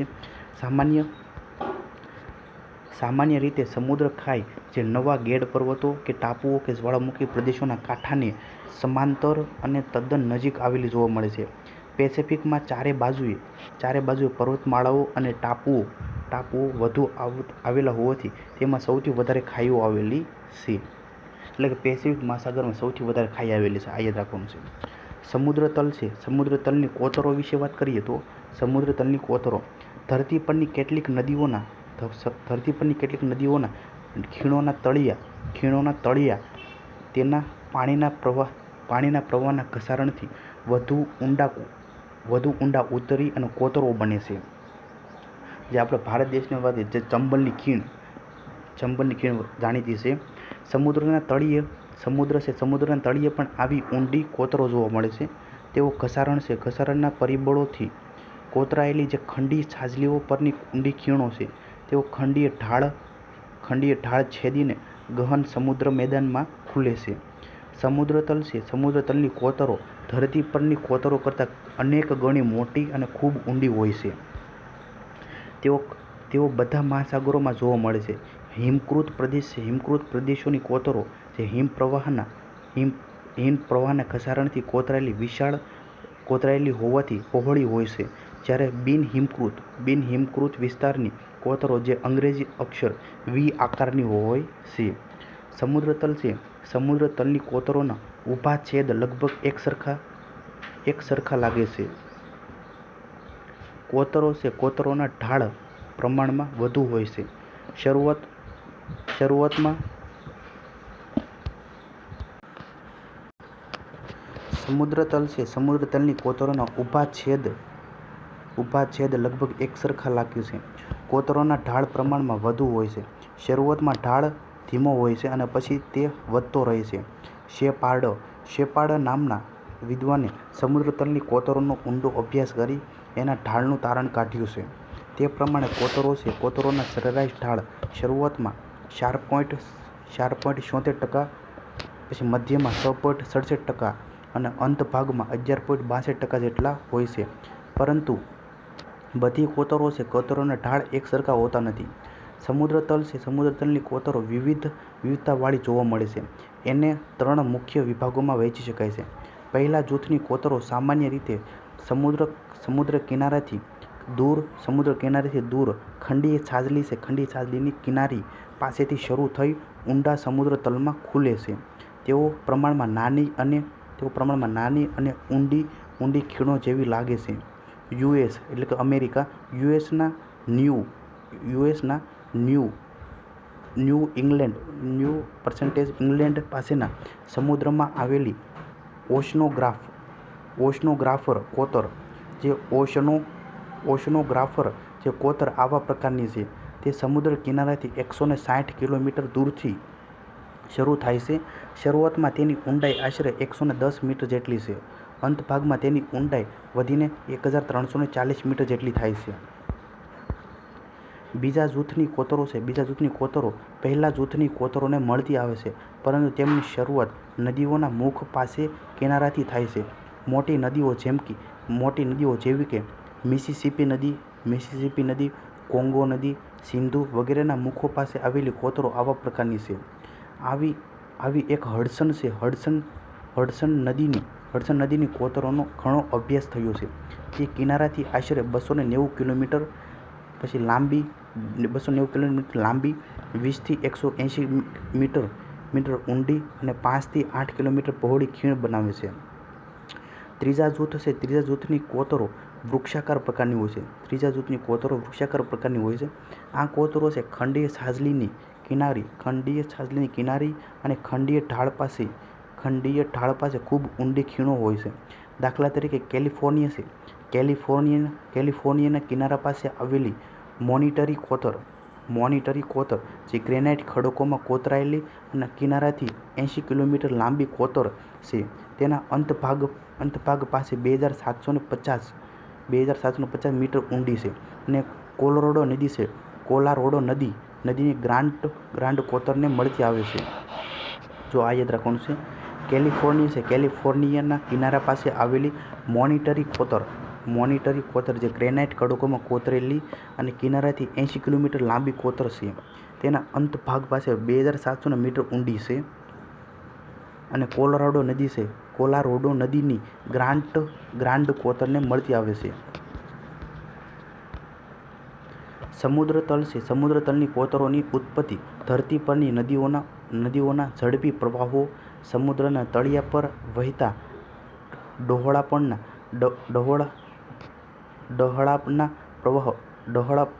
ડહોળાણના પ્રવાહો, પછી હિમપ્રવાહો, ભૂસ્ખલન ક્રિયા વગેરે દ્વારા થયેલી માનવામાં આવે છે.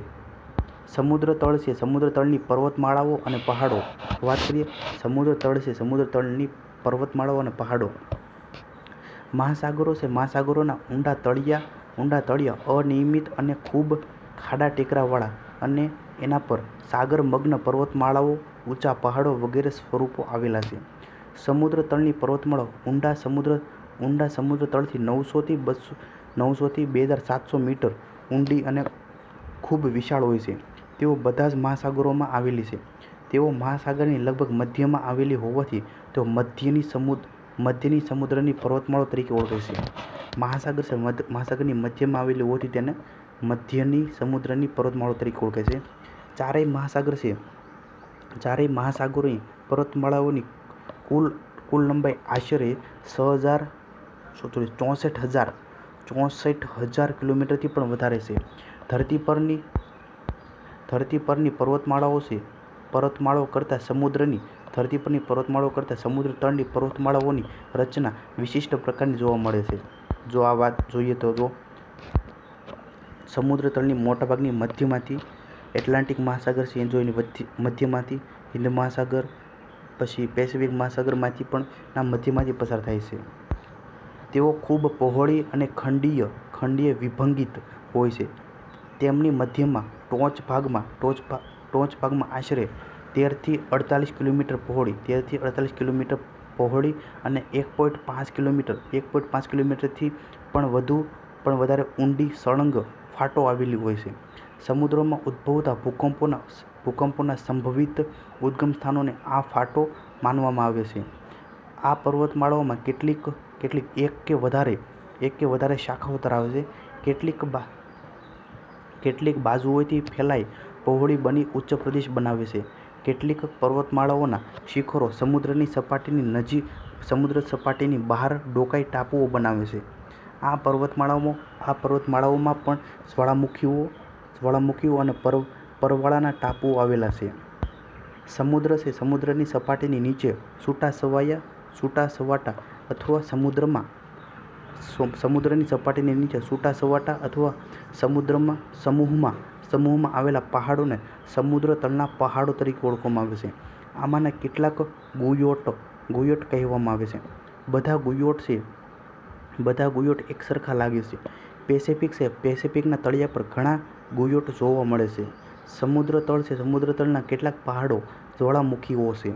કેટલાક પહાડો છે સમુદ્રની સપાટીની બહાર ડોકાઈ ટાપુઓ બનાવે છે. સમુદ્ર છે, સમુદ્રની પરવાળાના ખડકોની રચનાઓ ઉષ્ણકટિબંધના સમુદ્રોના વિશિષ્ટ લક્ષણો છે. એની આ પુસ્તકની અલગ વિગત આપી છે. એટલાન્ટિક મહાસાગર છે. એટલાન્ટિક મહાસાગરનું તળ સ્વરૂપ વિશે વાત કરીએ તો એટલાન્ટિક મહાસાગરનું તળ સ્વરૂપ. એટલાન્ટિક મહાસાગર જે ઉત્તર દક્ષિણ લાંબો અને ગુજરાતી અક્ષર ડ ને મળતા આકારનો છે. તેનો અનિયમિત કિનારો કેટલાક સીસરા અને સાંકડા સમુદ્રમાં ખુલે છે. મેક્સિકો છે, મેક્સિકોનો અખાત, કેરેબિયન સમુદ્ર, ભૂમધ્ય સમુદ્ર, બાલ્ટિક સમુદ્ર વગેરે સીમાંત સમુદ્રો સાથે એટલાન્ટિક મહાસાગરનું ક્ષેત્રફળ આશરે 10,60,00,000 ચોરસ કિલોમીટર જેટલું છે. તે સરેરાશ 3,300 મીટરથી પણ વધારે ઊંડો છે. બધા મહાસાગરોમાં એટલાન્ટિકના તળિયાનો સૌથી વધુ અભ્યાસ થયો છે.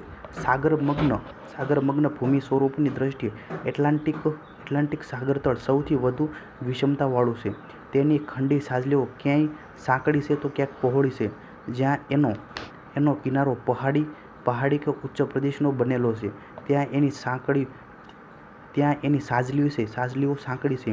દાખલા તરીકે સ્પેન આફ્રિકા અને બ્રાઝિલના કાંઠા પાસે ઉચ્ચ પ્રદેશો આવેલા છે. ત્યાંથી તે એટલાન્ટિક છે. એટલાન્ટિકની સાજલીઓ આશરે 80 થી 160 કિલોમીટર જેટલી પહોળી જોવા મળે છે.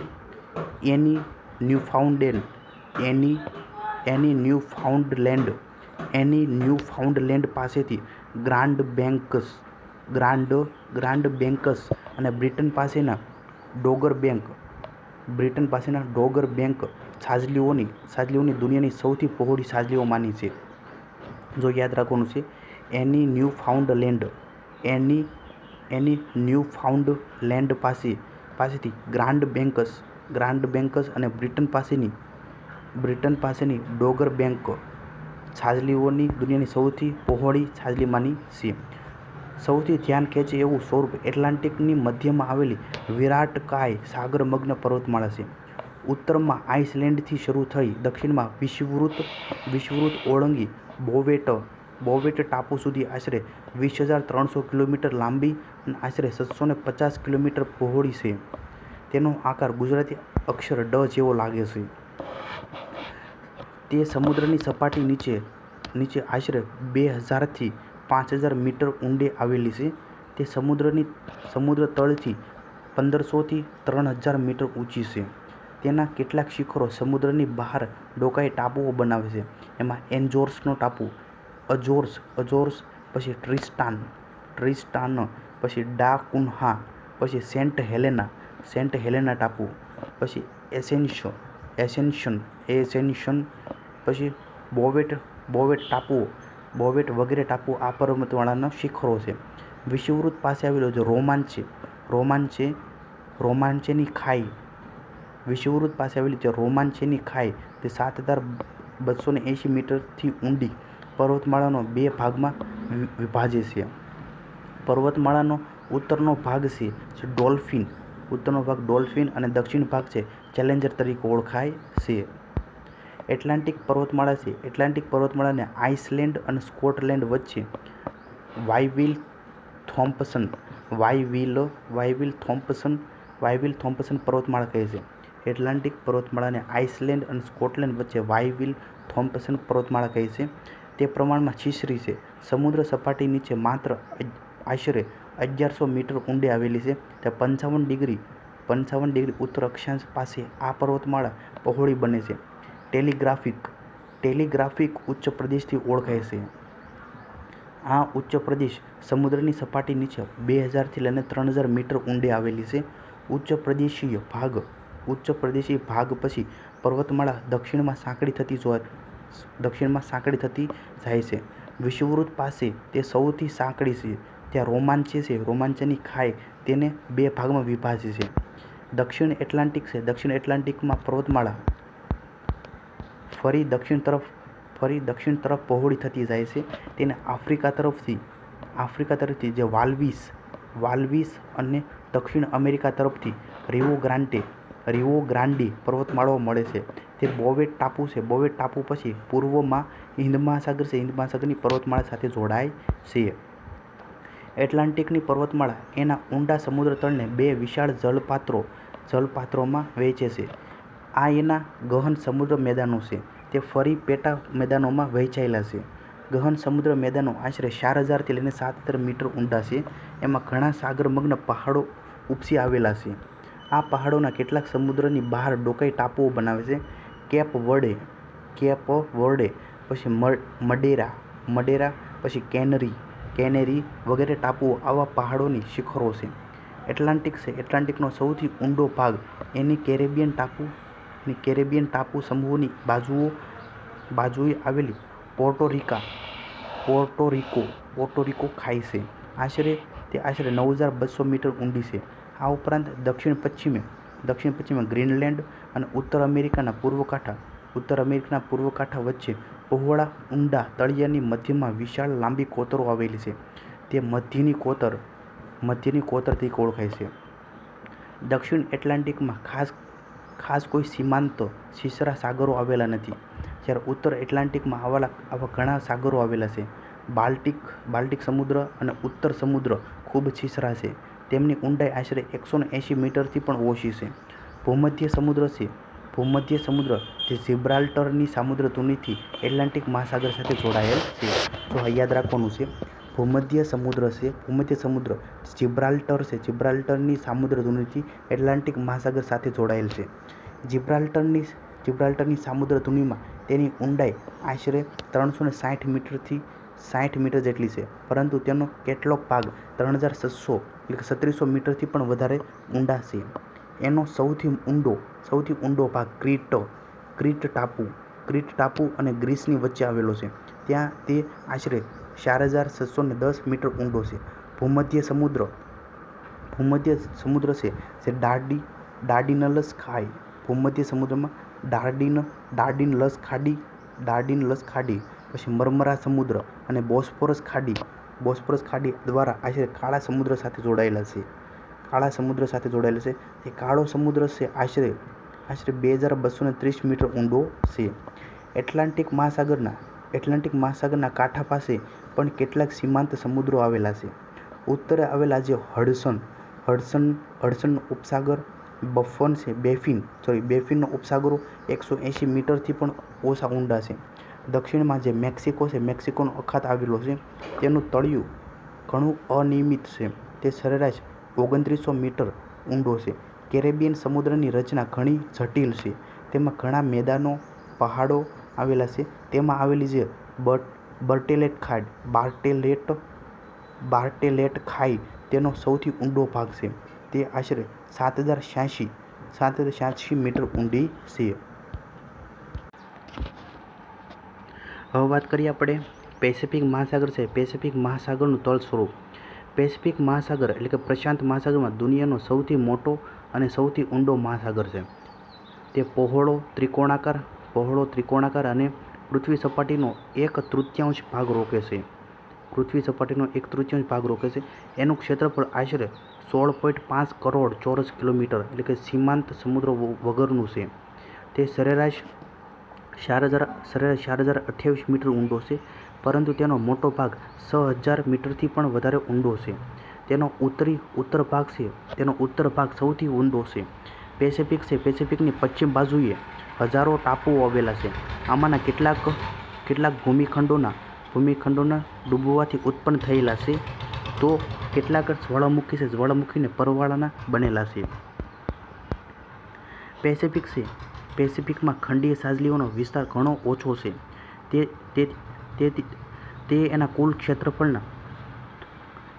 કુલ ક્ષેત્રફળના ફક્ત 5.7% વિસ્તાર રોકે છે. પેસિફિકની પશ્ચિમ અને ઉત્તર બાજુએ વિશાળ ખંડીય છાજલીઓ આવેલી છે. ઓસ્ટ્રેલિયા છે. ઓસ્ટ્રેલિયાનો પૂર્વ કિનારો ઈસ્ટ ઇન્ડીઝ અને એશિયન ભૂમિખંડના કાંઠા પાસેની છાજલીઓ પહોળી છે. આ છાજલીઓ પર સમુદ્રની ટાપુરૂપી ઘણી કમાનો અને મોટાભાગના સીમાંત સમુદ્રો આવેલા છે. આ છાજલીઓ 1000 મીટરથી પણ ઓછી ઊંડી અને 160 થી લઈને 1600 કિલોમીટર પહોળી છે. અમેરિકાના પશ્ચિમ કાંઠા પાસેની પેસિફિકની છાજલીઓ સાંકડી છે. તેઓ 10 કિલોમીટરથી પણ ઓછી પહોળી છે અને એનું કારણ ત્યાં કાંઠાની નજીક રોકીઝ પર્વતમાળા જે દક્ષિણ અમેરિકામાં આવેલી છે, રોકીઝ પર્વતમાળા જે અમેરિકાની અંદર આવેલી છે. પછી પેસિફિક છે. પેસિફિકની સાગરમગ્ન પર્વતમાળા એની મધ્યમાં નહીં પરંતુ ઉત્તર અને મધ્ય અમેરિકાના કિનારા પાસેથી શરૂ થઈ દક્ષિણમાં એન્ટાર્કટિકાના વિક્ટોરિયા લેન્ડ સુધી લંબાયેલી છે. એની જે પૂર્વ પેસિફિક પર્વતમાળા અથવા આલ્બાટ્રોસ કાર્ડિલેરા કહે છે. તે સમુદ્રની આશરે 3050 મીટર ઊંડે આવેલી છે. દક્ષિણમાં તેના કેટલાક શિખરો સમુદ્રની બહાર ડોકાઈ ગાલાપાગોસ અને ઈસ્ટર ટાપુઓ બનાવે છે. દક્ષિણમાં ટાસ્માનિયા તરફથી આવતી હિન્દી મહાસાગરમાં તે પૂર્વમાં મળી જાય છે. પેસિફિક છે. પેસિફિકની મધ્ય અને પશ્ચિમ બાજુએ ટાપુઓની કમાનો આવેલી છે. એની મધ્યમાં આવેલી હવાઈ ટાપુઓની કમાનોને હવાઈન પર્વતમાળા કહે છે. તે ઉત્તર પશ્ચિમથી દક્ષિણ પૂર્વ આશરે 3000 કિલોમીટર લાંબી 960 કિલોમીટર પહોળી છે. તે સમુદ્રની સપાટીથી 2000 મીટર ઊંડી આવેલી છે. પશ્ચિમ પેસિફિકમાં ન્યૂઝીલેન્ડ, ફિજી વગેરેના સાગરમગ્ન ઉચ્ચ પ્રદેશો આવેલા છે. સાગરમગ્ન પર્વતમાળાઓ અને ઉચ્ચ પ્રદેશો ઉપરાંત ખાસ કરીને પશ્ચિમ પેસિફિકમાં અસંખ્ય પહાડો અને બુઢા માથાવાળા ગુયોટ્સ આવેલા છે. પેસિફિકનું તળિયું ઘણા ગહન સમુદ્ર મેદાનોમાં વહેંચાયેલું છે. તેનું ઉત્તરનું તળિયું સૌથી ઊંડું છે. એની સરેરાશ ઊંડાઈ 5000 થી લઈને 6000 મીટર ઊંડી છે. 5000 થી લઈને 6000 મીટર જેટલી છે. એલ્યુશિયન મેદાન જે 5500 મીટર ઊંડા છે. પેસિફિકના તળના સૌથી ઊંડા ભાગો એની ખાઈઓ છે. દુનિયામાં સૌથી વધુ સંખ્યામાં અને સૌથી વધુ ઊંડી ખાઈઓ જે પેસિફિકમાં આવેલી છે.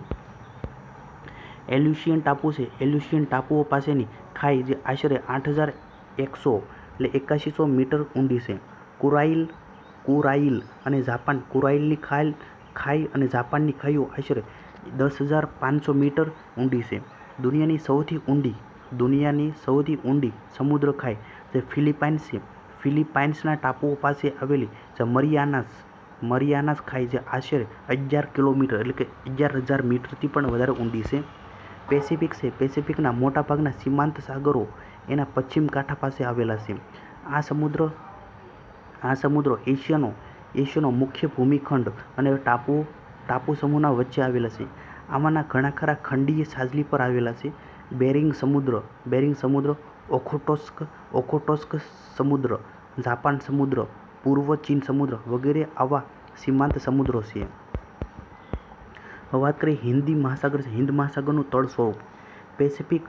પેસિફિક એટલાન્ટિક કરતાં હિન્દ મહાસાગર ક્ષેત્રફળમાં નાનો અને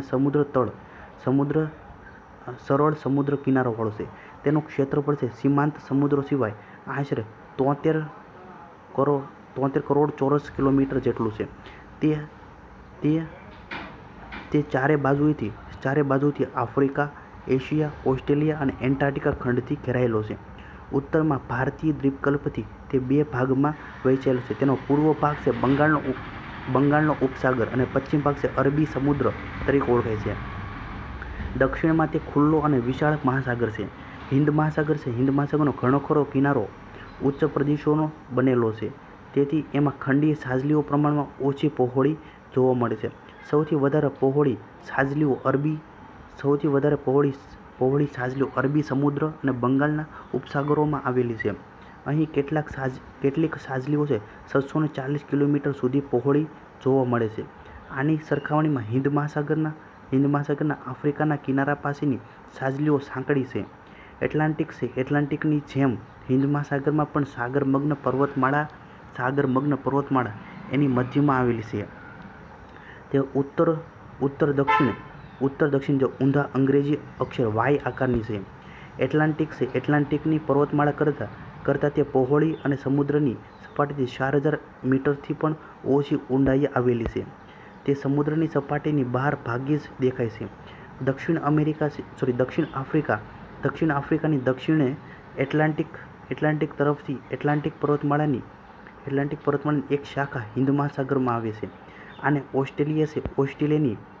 ઓસ્ટ્રેલિયાની દક્ષિણ પેસિફિકમાંથી આવતી પેસિફિયન પર્વતમાળાની એક શાખા મળે છે. આ બંને શાખાઓ છે જે મોરિશિયસની પૂર્વે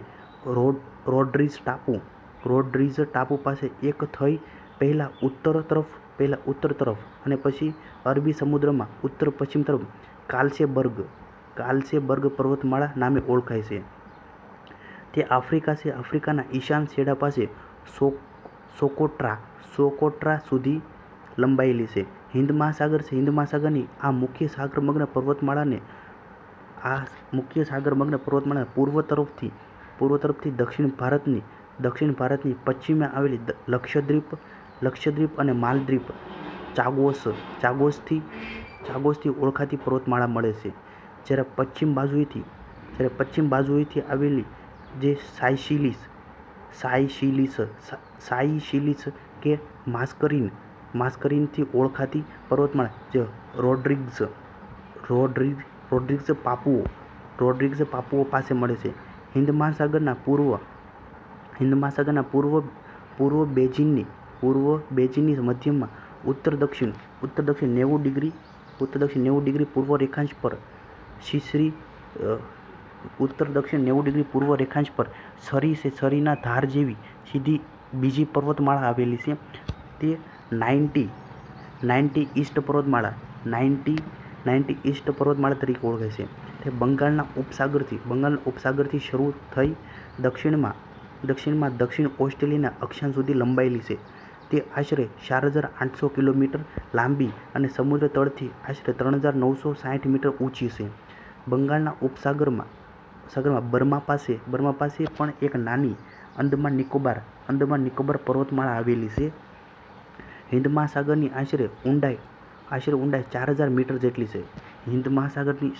હિંદ મહાસાગરની સરેરાશ ઊંડાઈ આશરે 4000 મીટર જેટલી છે. એના તળિયાનો લગભગ 60% જેટલો ભાગ ઊંડા મેદાનનો બનેલો છે. આ મેદાનો આશરે 4000 મીટરથી 6000 મીટર ઊંડા છે. મુખ્ય પર્વતમાળાની પૂર્વ તરફના મેદાનો વધારે ઊંડા છે. અરબ મેદાન, શ્રીલંકા મેદાન, સોમાલી મેદાન વગેરે હિંદ મહાસાગરના ગહન સમુદ્ર મેદાનો છે. શ્રીલંકા ટાપુની અગ્નિ બાજુએ આવેલું મેદાન લગભગ સપાટ અને સખત લાવાનું બનેલું છે. તે હજારો ચોરસ કિલોમીટરમાં પથરાયેલું છે. હિંદ મહાસાગરમાં બે સમુદ્ર ખાઈઓ આવેલી છે.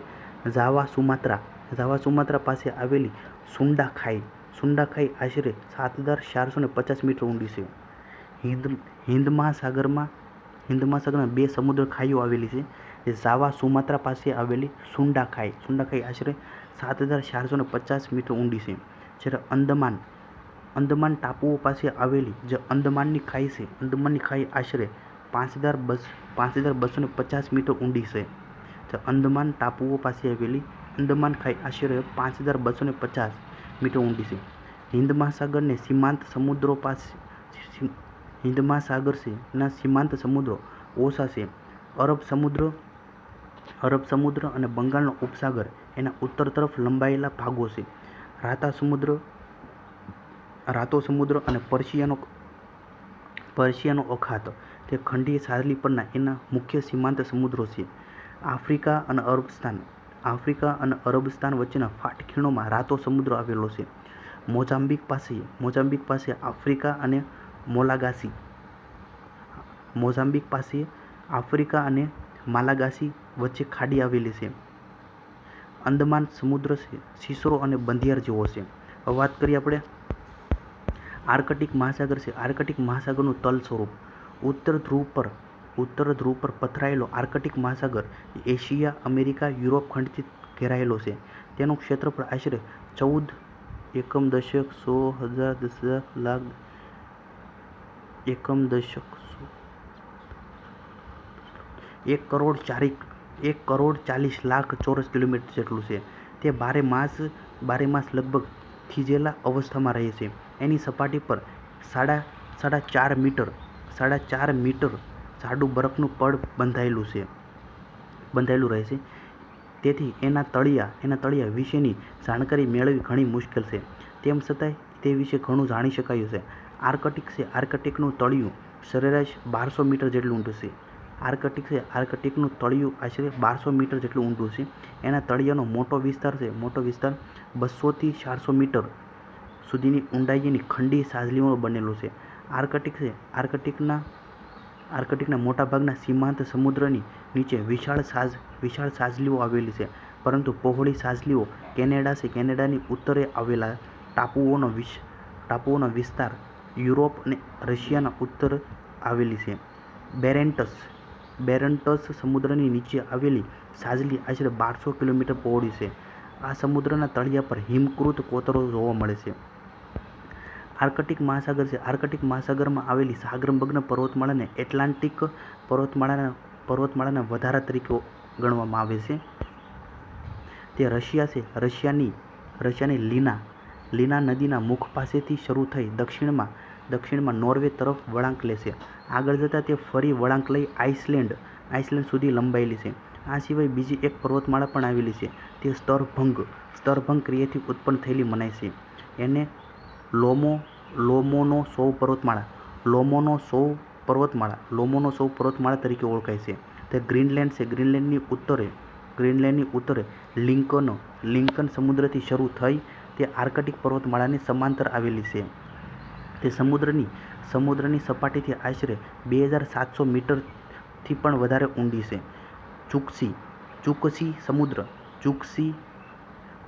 ચુક્સી સમુદ્ર પાસે એક સાગરમગ્ન ઊંચો પ્રદેશ આવેલો છે.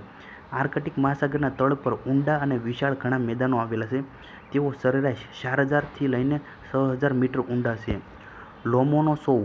લોમોનોસોવ અને આર્કટિક પર્વતમાળાઓ વચ્ચે એક વિશાળ ધ્રુવીય સમુદ્ર મેદાન તે 3,900 મીટરથી પણ વધારે ઊંડું છે. અલાસ્કા પાસે આવેલું કેનેડિયન મેદાન આશરે 3,000 મીટર ઊંડું છે. આર્કટિક મહાસાગર સીમાંત સમુદ્રોથી ઘેરાયેલો છે. રશિયાને કાંઠે ચુક્સી, પછી પૂર્વ સાઇબેરિયન, પછી લેપ્ટેવ સમુદ્ર, પછી કારા સમુદ્ર, પછી બેરેન્ટસ સમુદ્ર વગેરે સમુદ્રો આવેલા છે.